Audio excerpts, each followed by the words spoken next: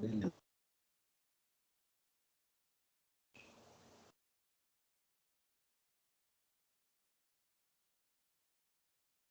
Amém. Obrigado. Vamos embora lá, gente.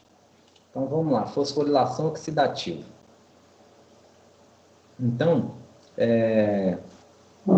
vai ter uma mistura aí nessa apresentação do livro do Lênin, capítulo 19, que ele envolve fosforilação oxidativa e fotofosforilação. A fotofosforilação seria a fotossíntese, porque são os dois processos que produzem ATP. Só que a fotossíntese a gente vê na fisiologia vegetal, tá? Então, por isso que eu não vou abordar a fotossíntese aqui. E o capítulo 11 do livro do Teis é respiração e metabolismo de lipídios. Né? Então, ele aborda essa parte respiratória também. E eu vou usar figuras aqui dos dois livros, tá? Então, o que a gente vai ver aí? Reações de transferência de elétrons, que é a cadeia de transporte propriamente dito, né? Na hora que aquele NADH e o FADH2 vão entregar os elétrons para a cadeia, vai ocorrer a formação do gradiente de prótons, que vai ser usado pela ATP sintase para fazer a fosforilação, né? A síntese de ATP. E também veremos a presença das vias alternativas de respiração, né? Que se encontram nas células vegetais.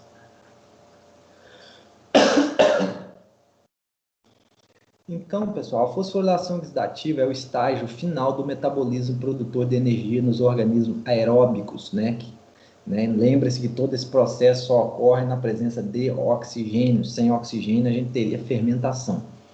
Então, tanto aquelas reservas como lipídio, né, proteína, com os aminoácidos e os carboidratos, né, são degradados a acetil-CoA e esse acetil-CoA é encaminhado para o ciclo de Krebs, né, para formar NADH e FADH2, com uma pequena diferença aí nas gorduras que a gente não viu ainda, que é a beta-oxidação, né, que não passa pelos...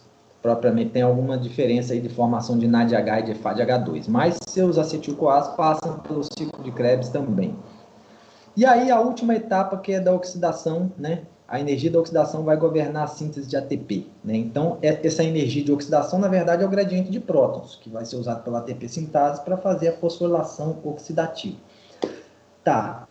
Teoria quimiosmótica. Vamos esperar carregar aí. É o próximo slide. O que seria a teoria quimiosmótica? Na verdade, é um termo que é usado para descrever a energia que é o gradiente de prótons. Tá? Então, essa teoria quimiosmótica aí é a produção de ATP, tanto na parte neuroplastídica como de mitocôndria, porque a ATP sintase é a mesma enzima, e ela usa o mesmo processo, gradiente de prótons, para fazer a rotação das unidades da ATP sintase e fazer a fosforilação. Né? Então, a diferença transmembrana na concentração de prótons. Então, é o gradiente de prótons, né, que é formado pela extração de elétrons desde lá da via glicolítica e armazenamento nos NADH e FADH2 para formar esse gradiente de prótons entre a matriz mitocondrial e o espaço intermembrana, no caso da mitocôndria. Lá no cloroplasto seria entre o estroma e o lúmen dos tilacoides. Né? Então, vamos situar aqui no cloroplasto, rapidamente, só uma passagem aqui no cloroplasto para a gente ver aonde que se encontra esse gradiente de prótons dentro do cloroplasto.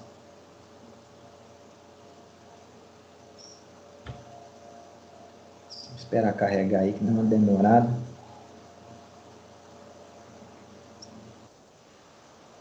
Aí, ó. Então, aqui a gente tem um cloroplasto com duas membranas também, igual a mitocôndria. Só que o que nos interessa são essas pilhas verdinhas que estão aí, que são os tilacoides, né? Então, esse tilacoide, né, ele é revestido por uma membrana, e igual na mitocôndria, no cloroplasto também tem uma cadeia de transporte de elétrons que fica na membrana dos tilacoides, né?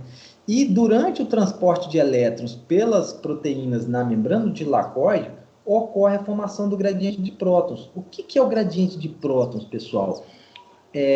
Lembra da fórmula do pH, que, lá da química, pH é igual a menos logaritmo da concentração de H+. O próton é o H+, que eu estou dizendo. Então, na verdade, gradiente de prótons é a existência de pH diferente. Dois compartimentos separados por uma membrana tem pHs diferentes, concentração de próton diferente. Aqui, no caso do cloroplasto, dentro do tilacoide eu tenho lúmen, e fora do tilacoide é o estroma. Tá? Então, esses dois compartimentos, o estroma e o lúmen, são separados pelas membranas do tilacoide e tem concentrações de prótons, ou seja, pH diferente. Então, isso é o gradiente de prótons. Né? Então, aqui também mostra a formação de ATP, é a mesma ATP sintase, é a mesma enzima com o mesmo procedimento, usando o gradiente de prótons para fazer fosforilação do PI com ADP, para produzir ATP. Só que na fotossíntese a gente tem a formação de NADPH. Aqui na respiração a gente tem os três, né? NADPH, NADH e FADH2. Então deixa eu passar aqui só para a gente melhorar essa ideia aí do cloroplasto.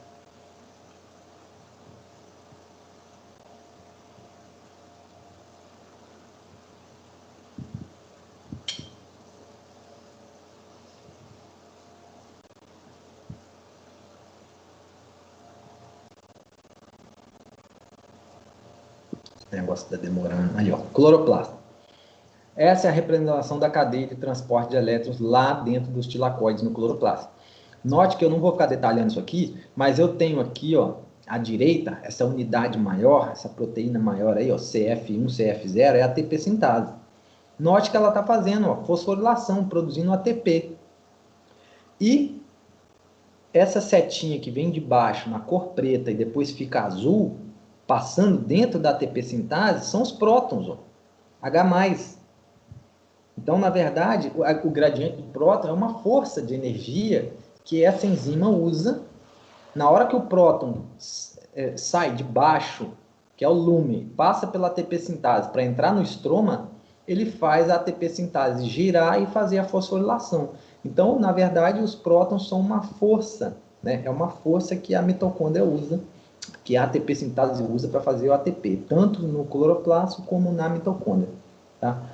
Agora vamos voltar aí para a mitocôndria, para a gente falar dos complexos da cadeia de transporte agora.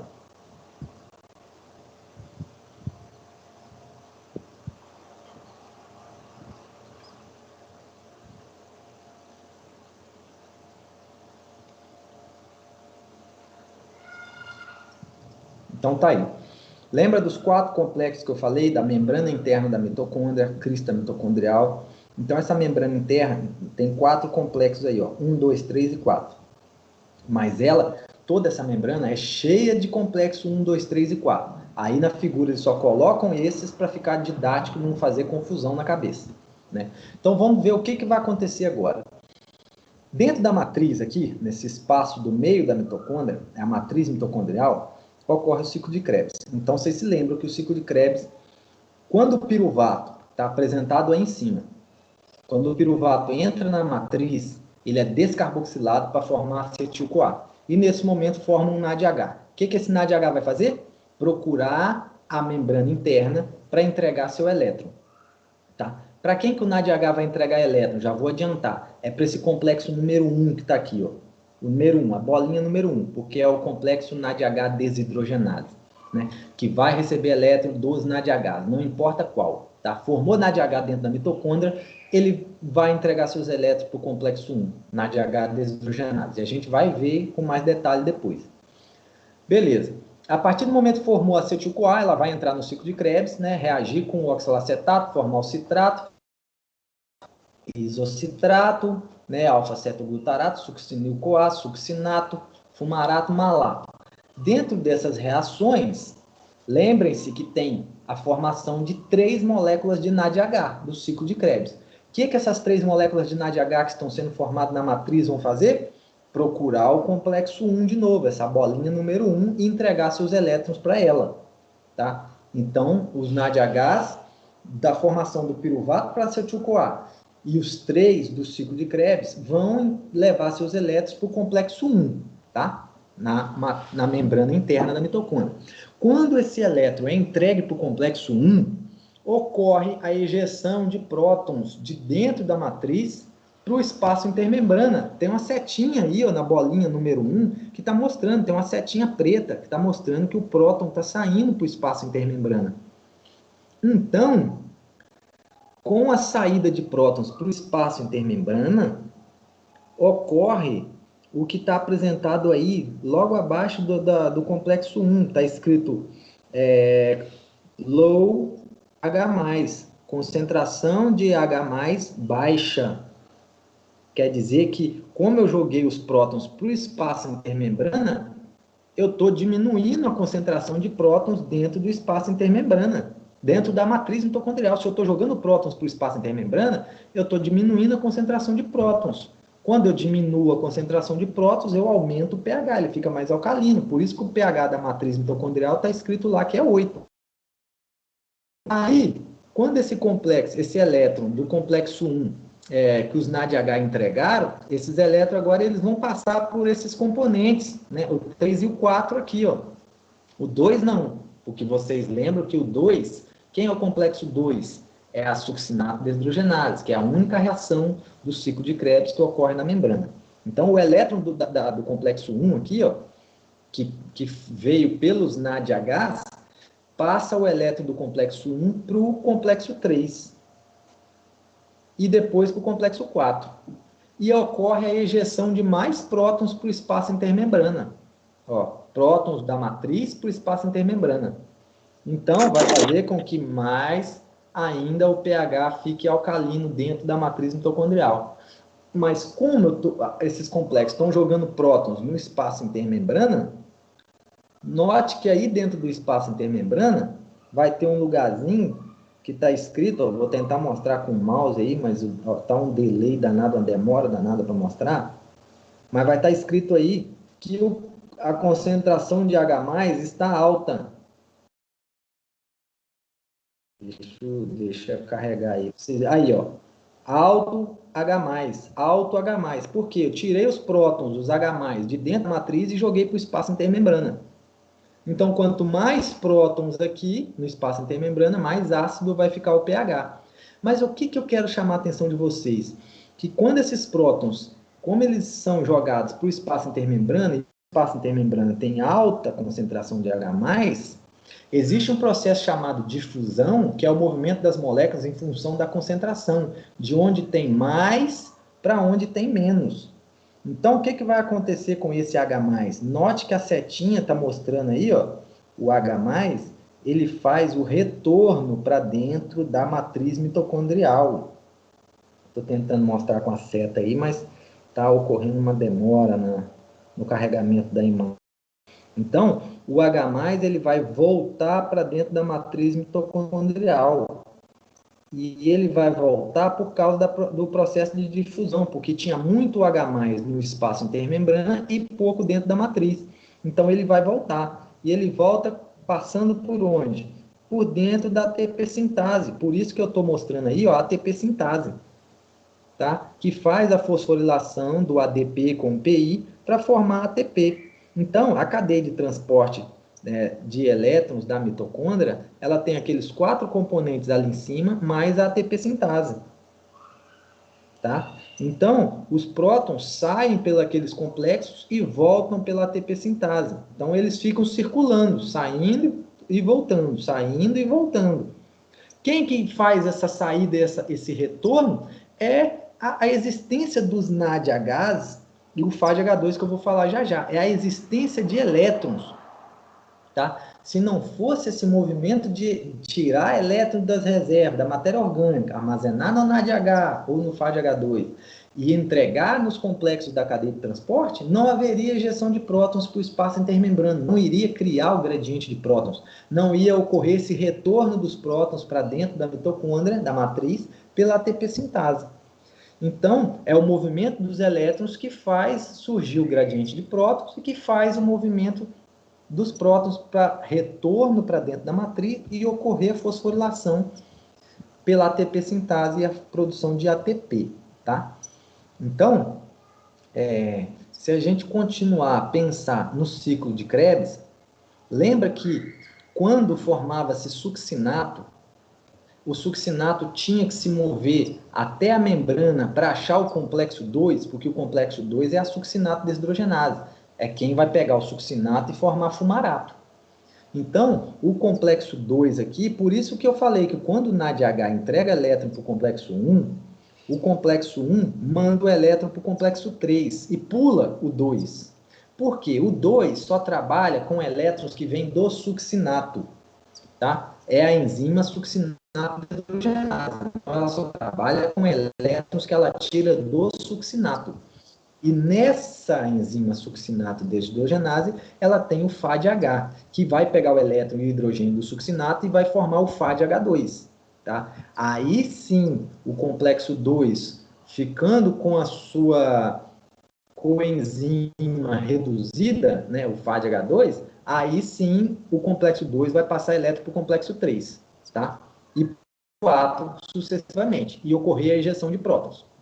Então, eu vou falar mais sobre isso quando a gente apresentar outro modelo ali da cadeia de transporte. Mas é só para vocês visualizarem o processo numa outra visão, né? Que é aqui a mitocôndria como um todo.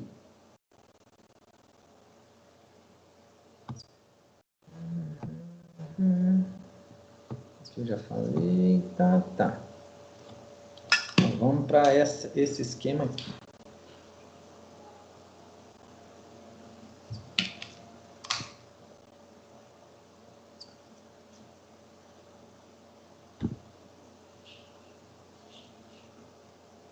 Deixa eu carregar aí.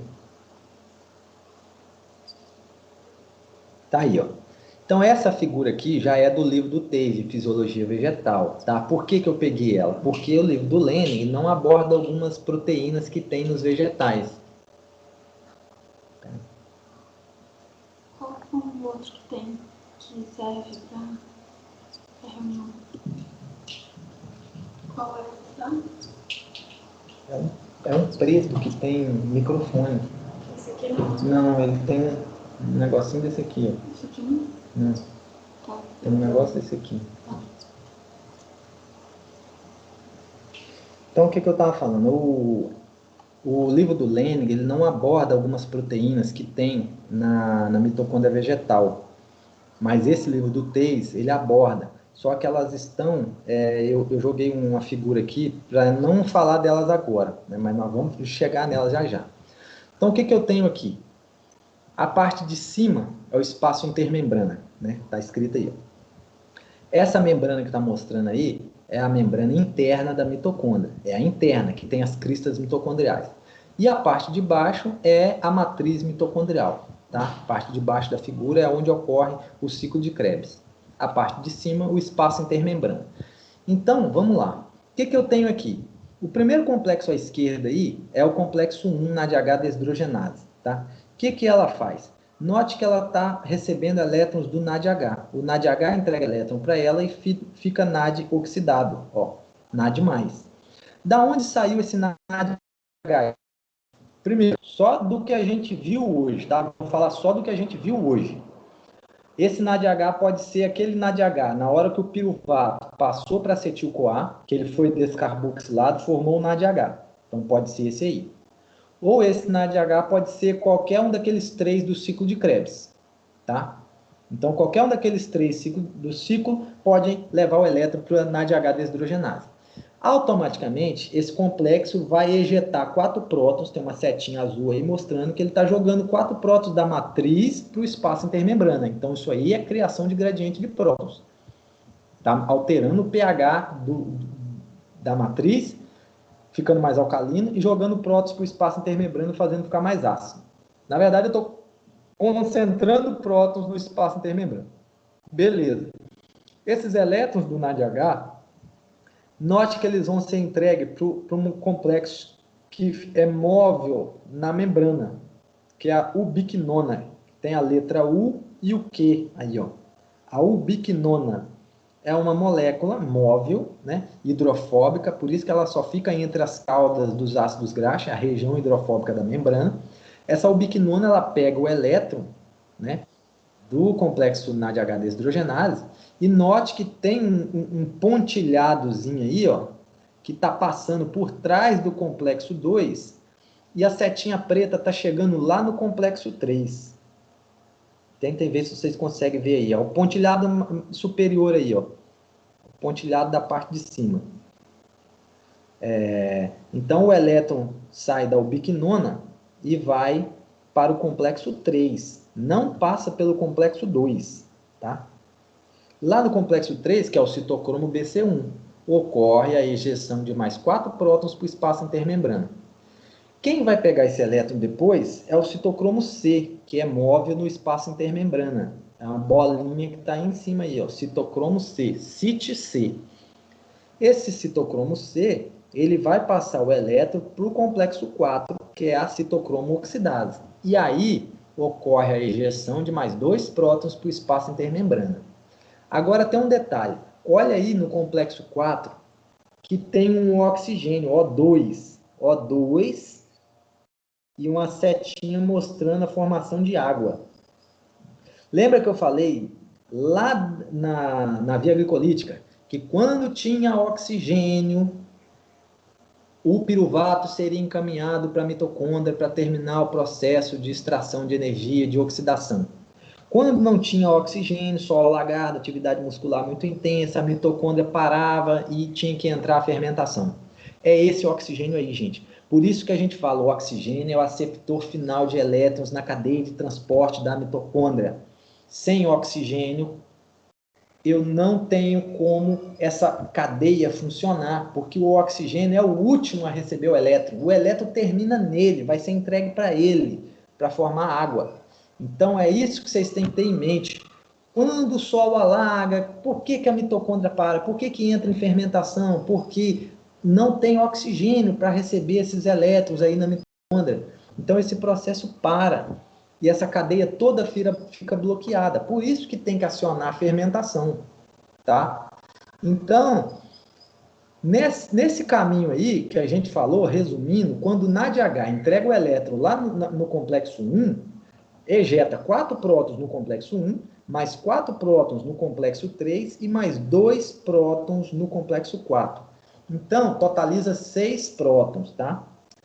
Teoricamente, se diz que a cada 4 prótons que são jogados no espaço intermembrana, esse próton, olha lá na figura da direita, a ATP sintase em azul aí, que está mostrando assim, ó, 3H+,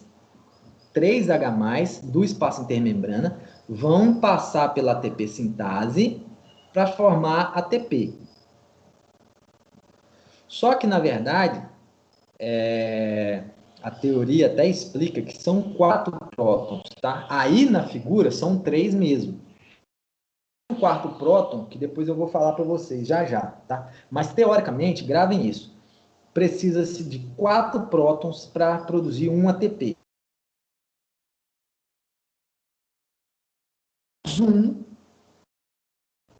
Mais um extra. Vou dar o nome extra, porque a gente vai falar dele já já, tá? Mas no geral, vocês têm que gravar que são o quê? São 4 prótons para cada ATP. Então, então já equivale a 1 ATP. Se ejetou mais 4 prótons no complexo 3, equivale a mais 1 ATP. E ejetou 2 prótons no complexo 4, equivale a meio ATP. Então, no total, a cada par de elétrons que o NADH entrega no complexo 1, existe a possibilidade de ser formado 2,5 ATPs. Tá? Quando esse elétron todo até chegar no oxigênio. 2,5 ATPs quando o elétron passa pela NADH desidrogenase, que é o complexo 1. Beleza. Agora, vamos passar para o complexo 2, que é a succinato desidrogenase. Lembrem-se que o complexo 2 é a única reação do ciclo de Krebs que ocorre na membrana. Então, esse succinato que está mostrando aí, se aproximando do complexo 2, é a reação do ciclo de Krebs, de succinato para fumarato. Tá? Então, o succinato formado na matriz, ele tem que se aproximar da membrana para encontrar a enzima succinato desidrogenase, que é o complexo 2. Então, essa enzima ela tem o grupo FAD, ela vai pegar elétrons e prótons do succinato e vai formar o FADH2, que já está preso nela. A setinha pontilhada que está aí, ó, vai passar o elétron para a ubiquinona. E a ubiquinona vai passar o elétron para o complexo 3. Então, note que quando eu tenho o elétron entrando na cadeia pelo succinato e pela enzima, só vai ejetar 4 prótons do complexo 3 e 2 prótons do complexo 4. Então, só dá 1,5 ATPs. Então, quando o elétron entra pelo succinato, pela enzima succinato desidrogenase, mais 2 prótons. Então, só equivale a 1,5 ATPs. Fecha o microfone aí, pessoal. Tem alguém? Então, eu quero que vocês percebam isso. Se o elétron entrou pela succinato desidrogenase, só forma 1,5 ATPs.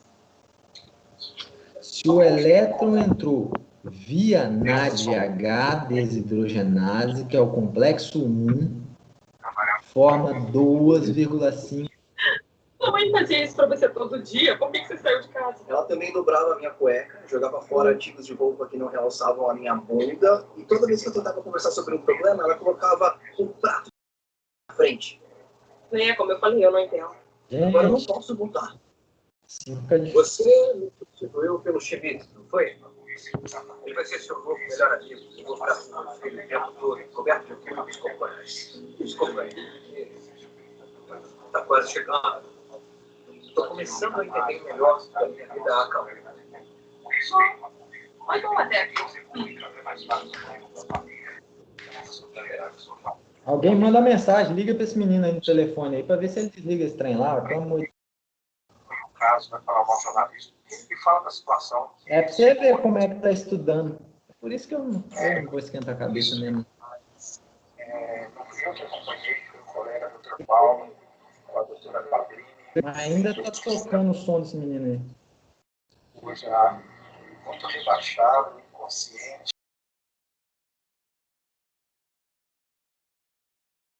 Vou tentar fazer eu mesmo aqui, peraí.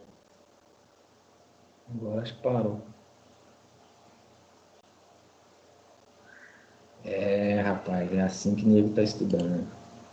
Mas bora lá, cada um sabe de si. Vou voltar aqui. Galera, então assim, ó, independente de... a minha meta de vida é que tenha pelo menos alguém interessado nesse negócio. Se tiver um interessado, eu vou fazer o melhor possível aqui para explicar, tá bom? Independente de quem esteja interessado ou não. A minha vida está garantida, agora dos outros, só cada um sabe de si, né? Eu estou fazendo a minha parte. Não posso fazer pelos outros que estão aí vendo televisão, fingindo que está estudando. Mas, vamos lá. Ó, o que eu quero que vocês fiquem gravados aqui, eu vou retornar. Quando o NADH entrega o elétron para o complexo 1, que é a NADH desidrogenase, o elétron vai permitir a ejeção de 4 prótons no complexo 1, mais 4 prótons no complexo 3 e mais 2 prótons no complexo 4. Então, se eu falei que a cada 4 prótons equivale a 1 ATP, então eu vou ter 2,5 ATPs. Passando pelo complexo 1, passando pelo 3 e pelo 4, 2,5 ATPs. Agora, olha o succinato. Se o succinato passa o elétron para a enzima, que é o complexo 2, forma FADH2. Então, esse elétron vai para a ubiquinona, depois vai para o complexo 3, depois vai para o 4. Então, quando o elétron vem do succinato, ele não passa pelo complexo 1 NADH desidrogenase. Então, não ejeta aqueles 4 prótons lá do complexo 1. Aquilo lá não acontece. Então, é 1 ATP a menos. Por isso que se o elétron entra na forma de succinato aí, de FADH2, só passa pelo complexo 3 e pelo 4. Então, só forma 6 prótons, só forma, então, 1,5 ATPs. É isso que a gente usa depois para fazer os cálculos de ATP. Ah, um elétron de um NADH, eu posso fazer quantos ATPs? 2,5. Um elétron do FADH2, quantos ATPs ele pode formar? 1,5. Só que você tem que entender por que, que é 2,5 e por que, que é 1,5. É por causa do local que o elétron entra na cadeia de transporte. Se entra na succinada deshidrogenase, só forma 1,5. Se entra pelo complexo 1 na ADH deshidrogenase, forma 2,5. Então é simples. Beleza, André, mas vamos ficar esperto aí, meu amigo. Tá travando. Então vamos lá. O que mais que eu tenho aqui? Eu falei da alternativa. Então vou adiantar aqui. Essa bolinha verde que está aí no meio da membrana, está escrito AUX. É oxidase alternativa. Note que o que acontece? Está vendo que o elétron, para chegar na bolinha verde, na oxidase alternativa, desculpa, André, tranquilo. O elétron da pontilhar na bolinha verde, ó, da ubiquinona para oxidase alternativa. Mas pode escrever, presta atenção na aula aqui. Oxidase alternativa, que é a bolinha verde. Então, gente, vamos fazer o seguinte caminho agora, ó. Vamos imaginar que o NADH, olha lá o complexo 1, NADH deshidrogenase. Todo mundo olhando o complexo 1, NADH deshidrogenase. Vamos supor que o NADH entregou o elétron para o complexo 1, tá? Então, ejetou aqueles 4 prótons. Aí, o complexo 1 passa para a ubiquinona, né, que está aí no meio da membrana. Vamos supor que a ubiquinona, em vez de passar o elétron lá para o complexo 3, passa o elétron para a bolinha verde, que é a oxidase alternativa. Qual é a quantidade de ATP que vai ser formado se ocorrer esse caminho? Digitem para mim aí no chat. Os ATP passam de H deshidrogenase e for oxidase alternativa. A oxidase alternativa é oxigênio formando água. Quantos ATPs pode formar se fizer esse caminho aí? Usem o chat aí para digitar a resposta. Vamos ver se vocês estão acompanhando. Tudo tem coisa.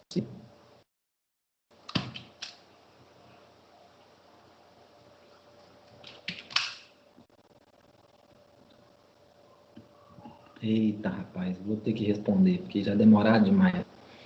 Gente,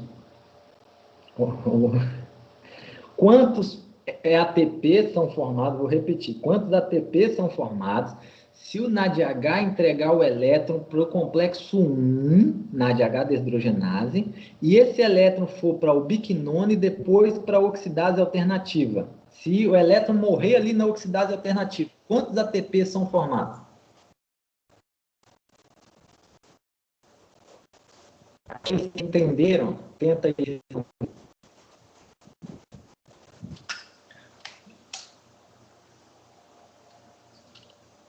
Porque vai ter gente que não entendeu, né? A internet está travando. Vou repetir. Se o NADH entregar o elétron para o complexo 1, NADH deshidrogenase, depois esse elétron for para a ubiquinona e depois for para a oxidase alternativa, que é a bolinha verde, quantos ATPs pode ser formado? Se fizer só esse caminho aí. Eu saí de lá, ela mandou um oi. Sim.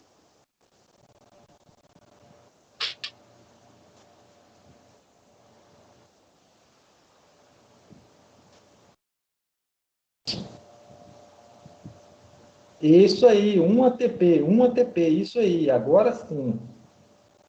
Boa. Sinal que eu não estou falando grego aqui.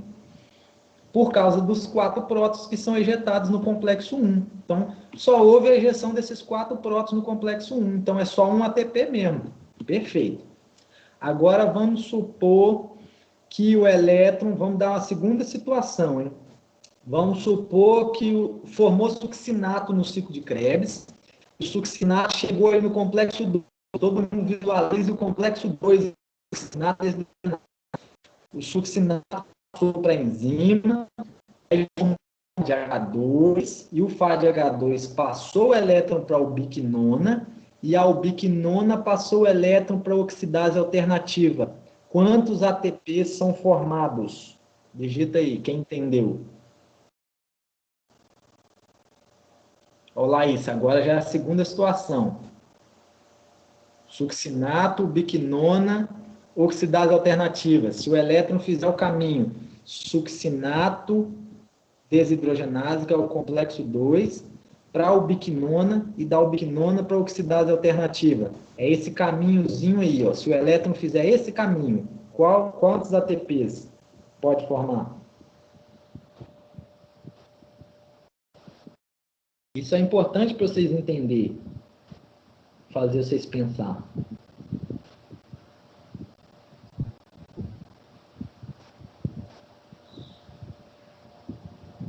Pode ligar o áudio, se alguém quiser falar, perguntar alguma coisa aí também, gente. Fica à vontade. Só não pode a televisão passando filme, né? Falar aí, da aula para falar, à vontade. Vamos, gente. Se o elétron succinato aí, ó, via succinato desidrogenase, complexo 2, passou para a ubiquinona, e da ubiquinona foi para a OX, que é a oxidase alternativa, quantos ATPs pode formar?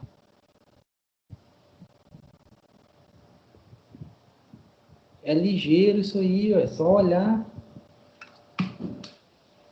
Isso, Matheus, graças a Deus, aleluia, nenhum, correto.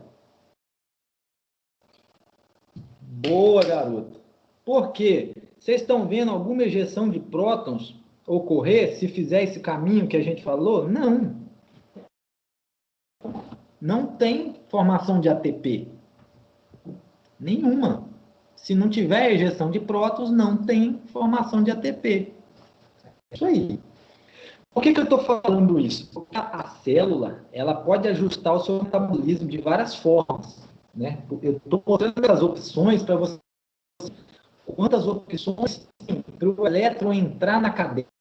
Então, de acordo com o local que ele entra, ele pode mudar o potencial de produzir ATP. Vai depender do caminho que o elétron faz. Por isso que eu estou fazendo essas ideias para vocês. Tem mais ainda. Vamos ver aqui na próxima. Deixa eu ver aqui. Eu quero focar só nessa parte. Depois eu vou voltar aqui. Deixa eu adiantar aqui.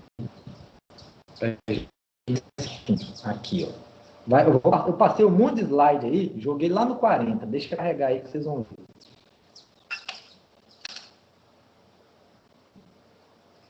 Para a gente não perder as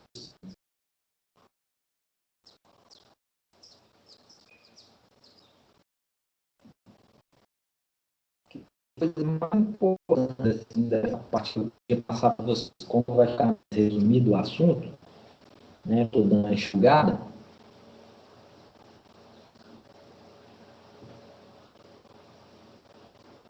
A gente vai dar uma resumida. Esse negócio não é mais para carregar, tá doido.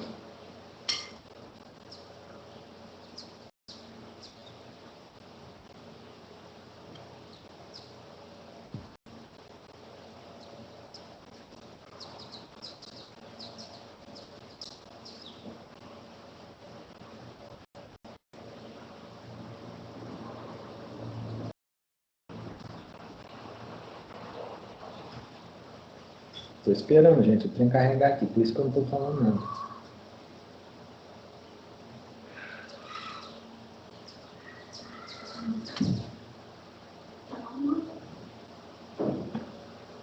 Está demorando bastante para carregar os slides.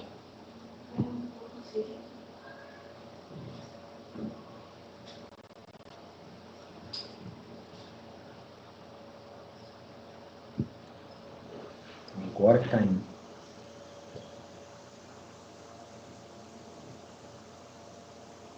Aí, ó, carregou aí para vocês, no slide 40. Então, olha só. Note que agora surgiu mais 4 proteínas em verde aí, ó. Tá dentro desse quadrado vermelho que eu marquei aí, ó. Por quê? Por isso que eu falei que eu peguei o livro de fisiologia, essa figura do livro do UTI, de fisiologia. Por quê? Essas proteínas em verde aí só encontra em célula vegetal. Essa oxidase alternativa foi encontrada primeiro em vegetal, mas já tem alguns estudos aí para célula animal. Mas essas 4 que a gente vai falar agora é só de vegetal. Então, primeiro, localize aí, ó, a parte de cima da figura é o espaço intermembrana, tá? Então, pensa comigo, gente. Eu estou analisando uma mitocôndria. A mitocôndria está mergulhada no citosol. Então, tudo que tem no citosol pode chegar até esse espaço intermembrana, porque a mitocôndria tem poros. Lembre, a mitocôndria tem poros na membrana externa. Então, esses NADH e NADPH que está aí na figura, na parte de cima, é porque eles vieram do citosol, gente. Agora me diz uma coisa, vou fazer vocês pensarem. Da onde, de qual rota metabólica veio esse NADH que está aí dentro dessa, esse NADH que está se aproximando da proteína verde aí, ó? Da onde pode ter saído esse NADH? Alguém sabe? Digita aí no chat ou chuta aí alguma coisa. Porque depois eu vou perguntar para o NADPH também. Então, quem quiser já pode até olhar. Da onde saiu esse NADH e esse NADPH que está no espaço intermembrana? Eles vieram do citosol. Mas eu quero saber qual rota metabólica que produz NADH e NADPH no citosol. Me ajudem aí. Falei disso na aula passada. Agora é a hora de vocês participarem, não é só eu não.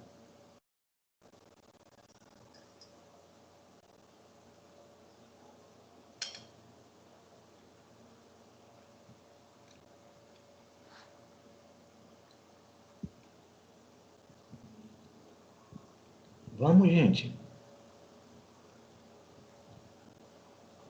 Da onde veio esse NADH do citosol aí, ó, que está no espaço intermembrana? E esse NADPH? Na aula passada, o que vocês viram na aula passada?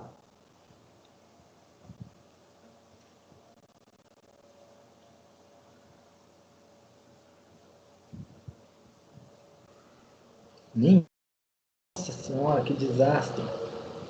Jesus!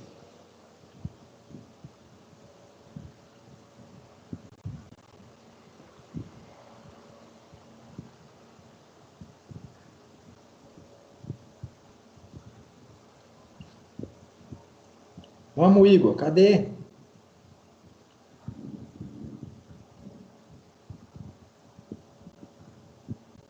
Ninguém? Vou ter que responder então. Gente, a via glicolítica não produz NADH?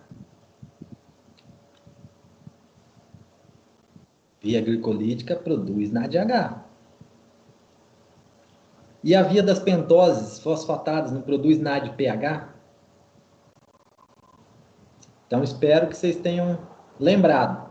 Por isso que depois vocês têm que estudar, hein? Então, o que eu quero dizer? Quando a mitocôndria está funcionando, eu tinha dito isso lá na parte de fermentação. Os NADH e NADPH pode levar os elétrons lá para a mitocôndria. NADH citosólico e o NADPH da via das pentoses também no citosol. Pode levar o elétron lá para a mitocôndria. Mas eles não atravessam membrana. Eles têm que entregar esse elétron para alguém. Por isso que aqui nós temos as NADPH, é o nome dessas proteínas em verde, viu? NADPH, desidrogenase externas, porque elas estão na parte externa da membrana interna. Parece confuso, mas não é não. NADPH, ó, NADH e NADPH, desidrogenases externas, porque elas estão localizadas na face externa da membrana mais interna, que é a membrana da crista mitocondrial da mitocôndria. Então, Os NADH que vem do citosol entrega elétron aqui. Os NADPH entrega elétron aqui. E aí, vamos fazer o caminho do elétron agora. Note que a setinha pontilhada está caminhando o elétron para a ubiquinona. E da ubiquinona, agora nós sabemos que tem dois caminhos. Ou vai para o complexo 3 e depois para o complexo 4, ou vai para a oxidase alternativa, que é a outra proteína em verde aí. Então, a gente tem dois caminhos para o elétron aí. Se for para a oxidase alternativa, não gera nenhum ATP, porque não vai ejetar próton nenhum. Veio do citosol para a ubiquinona para a oxidase alternativa, nenhum ATP. Se veio do citosol para a ubiquinona e foi para o complexo 3 e depois para o complexo 4, 1,5 ATP, porque ejetou 4 mais 2 prótons, 1,5. Então, NADH ou NADPH citosólico, se levar elétron para a mitocôndria, só pode formar 1,5 ATP, no máximo. Ou nenhum, se passar para a oxidase alternativa.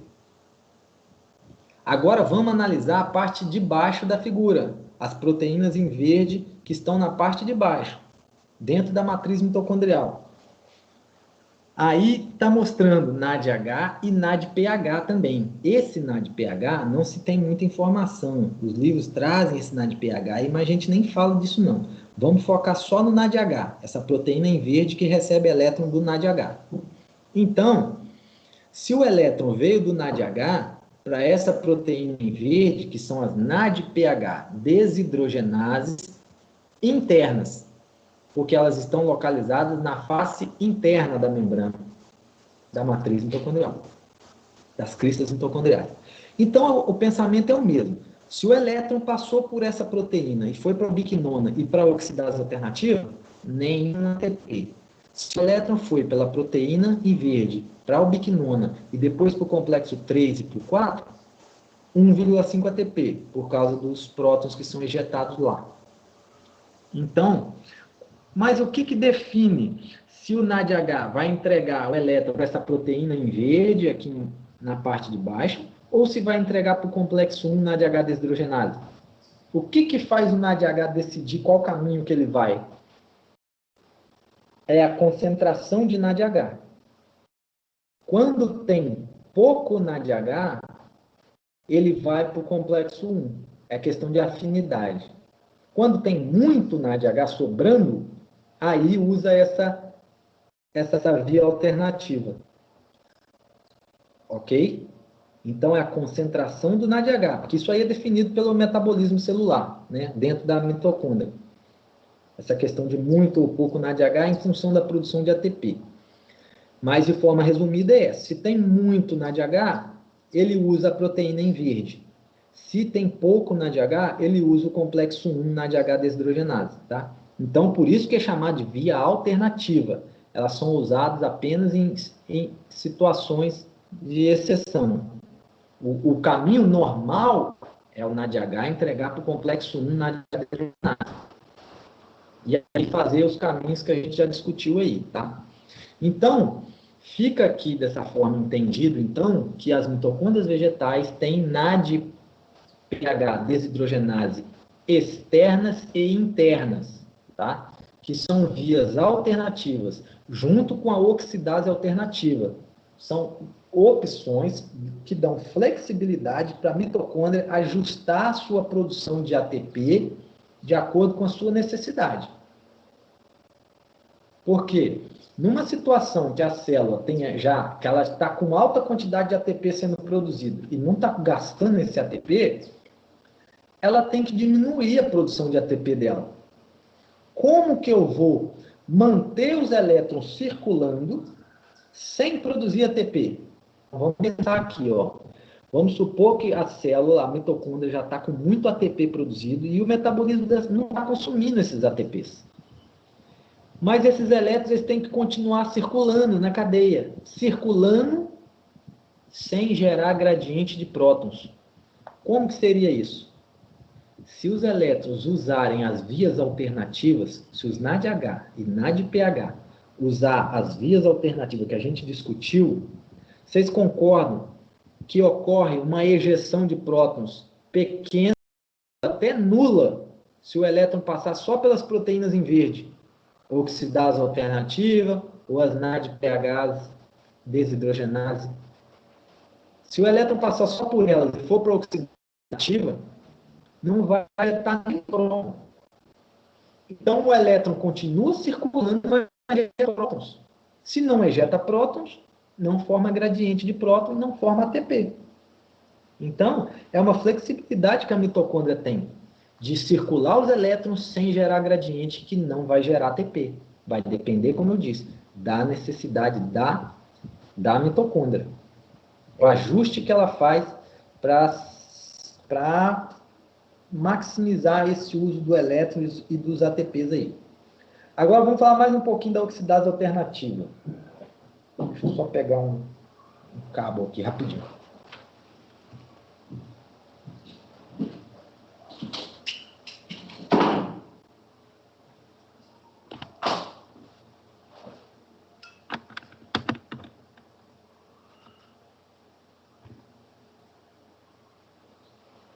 Esperar carregar aí.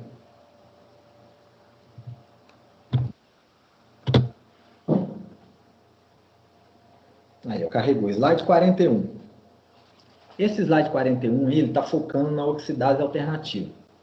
Então, tem uma coisa aqui que eu ainda não comentei, né? Essa é uma via alternativa, né? De passagem de elétrons e tal, né?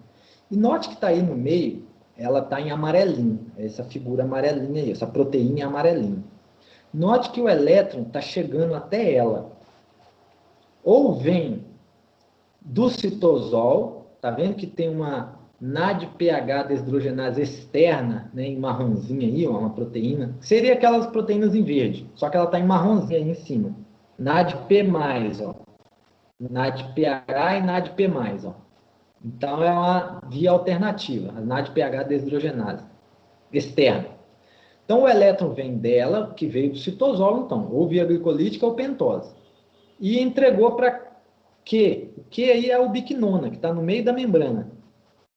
E da ubiquinona entrega para o amarelinho, que é a oxidase alternativa. E note que aí o elétron é entregue para o O2 formar água. E tem uma setinha mostrando aí heat, que é calor. Ó, calor.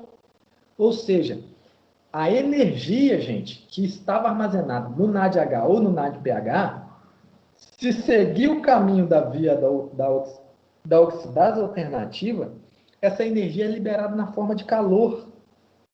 Não gera gradiente de prótons, não gera ATP e libera na forma de calor.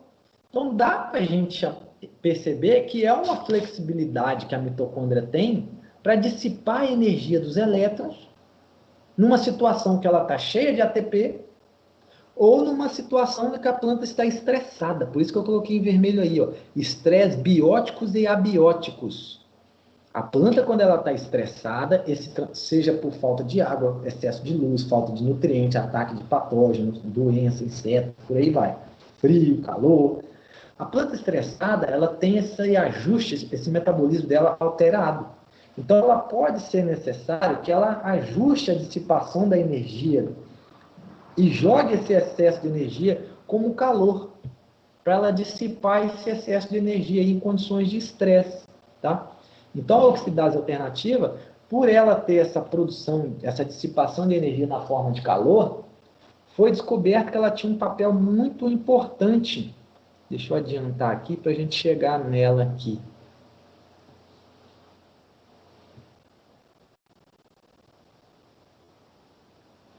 Deixa eu carregar aí.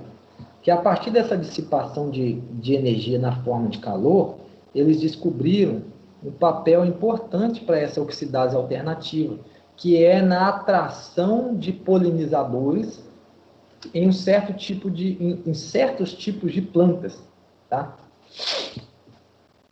Deixa eu só carregar aí. Paciência.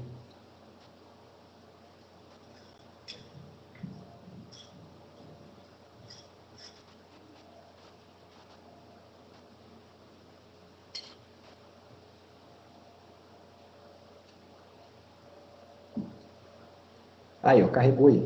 Slide 45. O que eu tenho aqui, ó? A termogênese em aráceas, filodendros, copos de leite, é muito famoso, uma flor branca, e Simplocarpus, que eu não conheço. Então, note aí que à esquerda tem o esquema do aparelho reprodutivo dessas espécies de plantas, né? E aí tem um destaque aí para as flores masculinas, espádice e flores femininas, tá? Então, o que acontece? Esse tipo de planta aciona a oxidase alternativa em maior quantidade. Como ele aciona essa via alternativa, e como ela tem a característica de dissipar energia na forma de calor, ocorre um aumento da temperatura em relação à temperatura ambiente.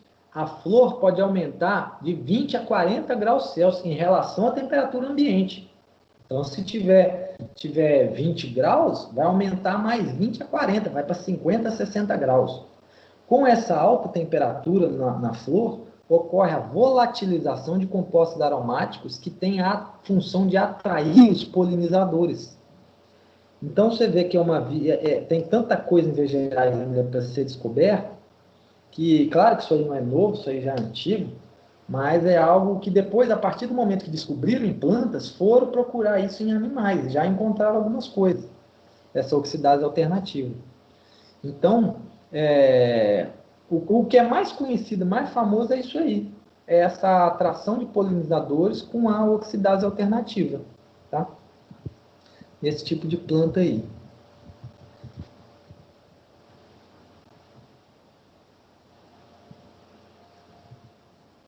Deixa eu adiantar aqui. Nós vamos ver as lançadeiras.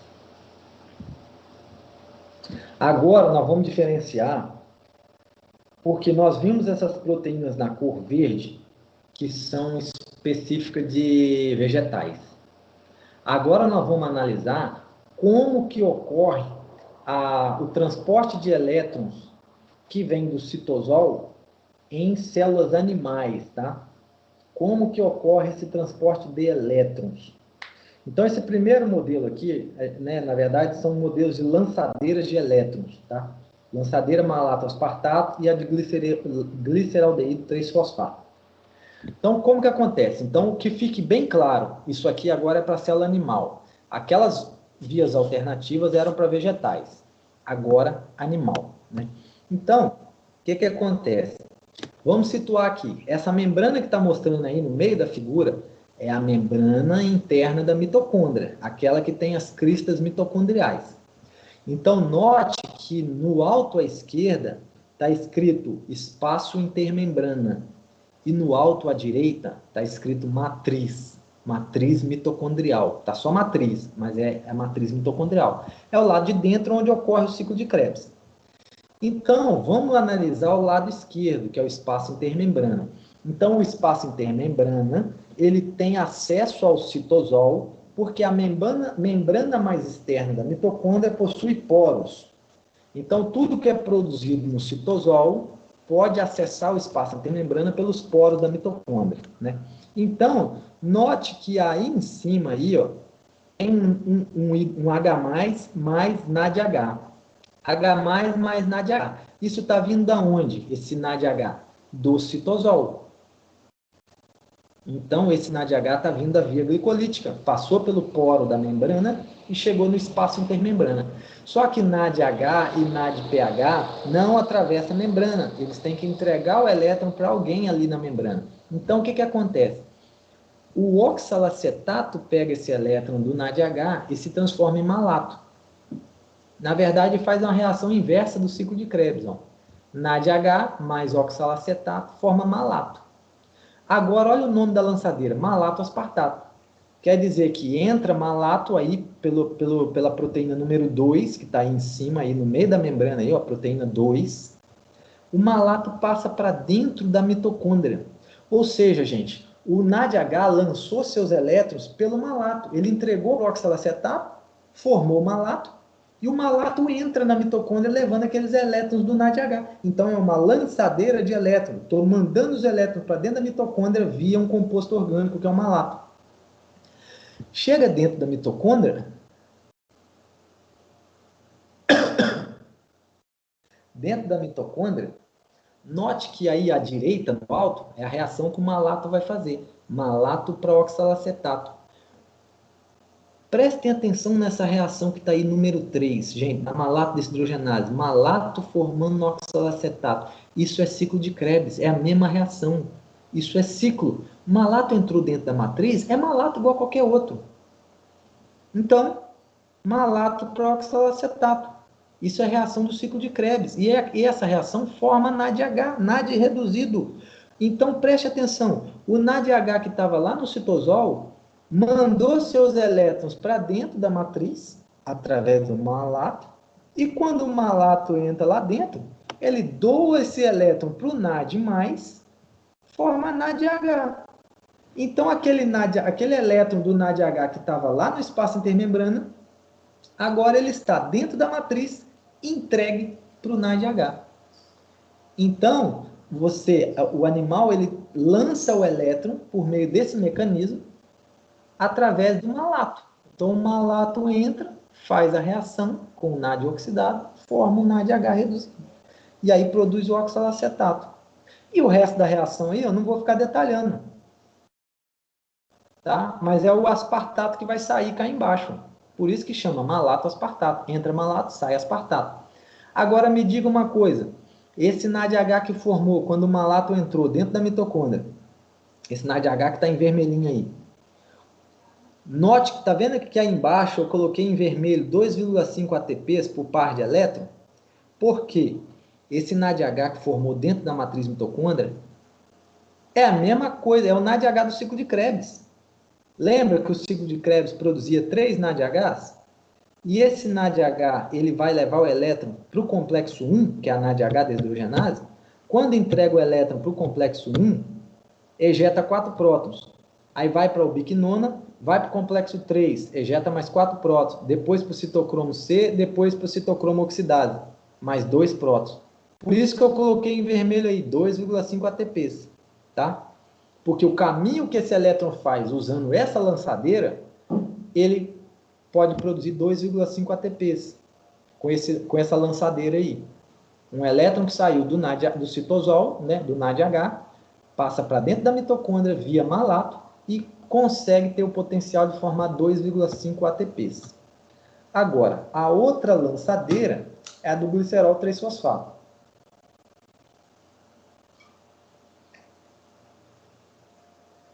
Essa lançadeira aí também é a outra opção para animais.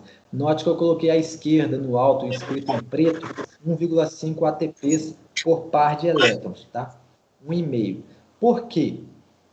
Note que a figura aí está escrito glicólise em pretinho e uma setinha preta mostrando NADH mais H+. Ou seja, a via glicolítica produziu o NADH, esse NADH passou pelo poro externo da mitocôndria e chegou no espaço intermembrana. Quando chega no espaço intermembrana, esse NADH vai reduzir a de hidroxiacetona fosfato. O NADH, então, passa a ser NAD+. Então, ela entregou seu elétron para dihidroxiacetona, que se transforma em glicerol 3-fosfato. Por isso que o nome da lançadeira é glicerol 3-fosfato. Então, o elétron que estava com NADH passou para dihidroxiacetona, se transformou em glicerol 3-fosfato.